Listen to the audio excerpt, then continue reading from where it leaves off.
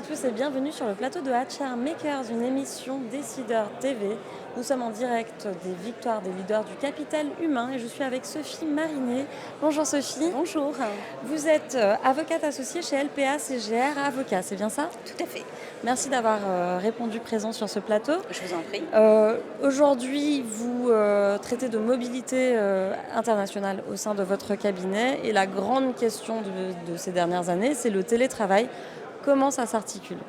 Oui, alors on est confronté, du fait du contexte du Covid-19, à une population qui jusqu'à présent était en mobilité internationale, donc qui vraiment partait sur du détachement ou de l'expatriation à l'étranger, à maintenant une réflexion qui s'oriente sur le télétravail international, c'est-à-dire la possibilité pour un salarié, pour un temps limité, d'aller travailler à l'international sans être en fait sur une situation de détachement ou d'expatriation complète, puisque finalement il va partir un peu plus tôt en vacances ou rentrer un peu plus tard de week-end et travailler à l'étranger, ou clairement partir une semaine, 15 jours, plusieurs mois, s'installer à l'étranger.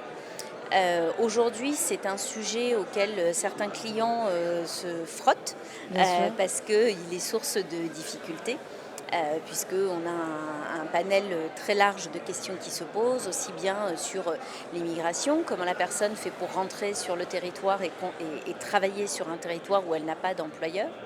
La protection sociale également, puisque la personne part à l'étranger, donc elle n'est plus couverte par la sécurité sociale française, sauf à faire certaines démarches.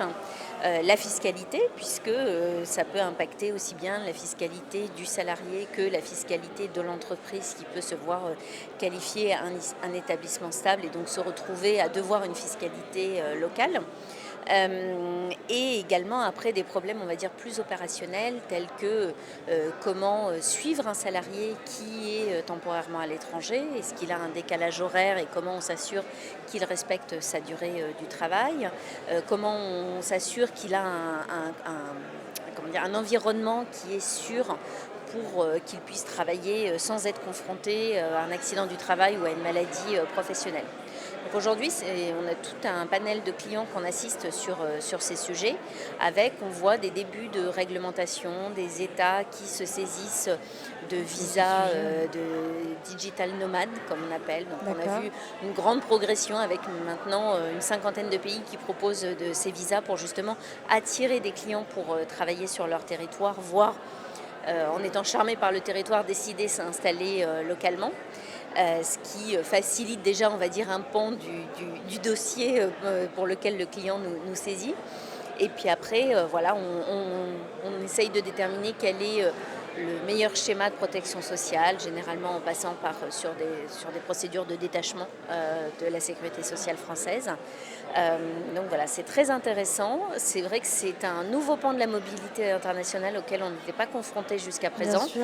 et où le Covid-19 avait finalement été un accélérateur du rêve de tout le monde d'être en travail nomade au bord d'une plage dans un transat avec son ordinateur sur les genoux. Et effectivement, c'est le rêve de tous.